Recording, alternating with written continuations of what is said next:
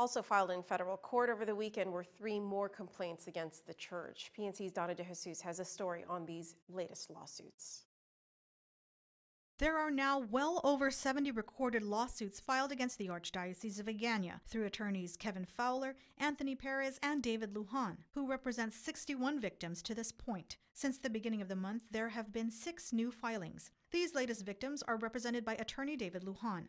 Plaintiff E.V. tells an all-too-familiar tale in his complaint, saying that abuse from Louis Briard began in the early 1970s when E.V. was a teen. Like other victims before him, E.V. states that Briard would use the pretext of serving for an early morning mass to get E.V. to spend nights at the Malolo Parish Rectory and would molest him there. Briard reportedly rewarded boys by taking them to restaurants. As a scoutmaster, Briard took E.V. and other boys swimming and camping, where he would grope the boys during weekly outings. SMT accuses more than just Briard in his complaint. His story regarding Briard is similar to EV's, having taken place at the Mangilaw Parish instead.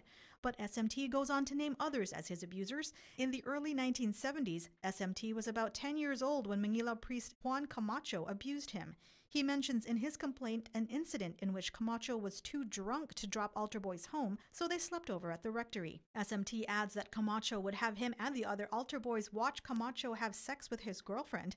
Another abuser he names is Edward Pereira, who was a Boy Scout leader in the late 60s and early 70s. SMT alleges that Pereira would have older Boy Scouts bring SMT to his tent, where he would molest him. He's also accused of lining up SMT and other Boy Scouts and touching them inappropriately, and would reward them by giving them Boy Scout pins or badges. Another Boy Scout leader accused of sexually abusing boys was Miguel Salas, who was named in a complaint filed by SDE, who was 12 years old in 1955 when he claims the incidents occurred. SDE was part of the Sinahanya Boy Scout troop. He says Salas would molest him at Boy Scout outings as well as on parish grounds. When SDE's troop would sleep over at the Inarahan Parish to assist with church functions, he says Salas would fondle him and force SDE to touch his private parts. During a press conference this afternoon, Archbishop Michael Burns shared his thoughts on the growing number of victims who are coming forward.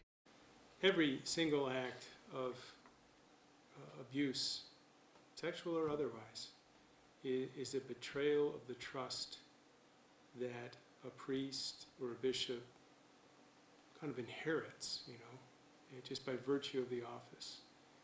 And to betray that trust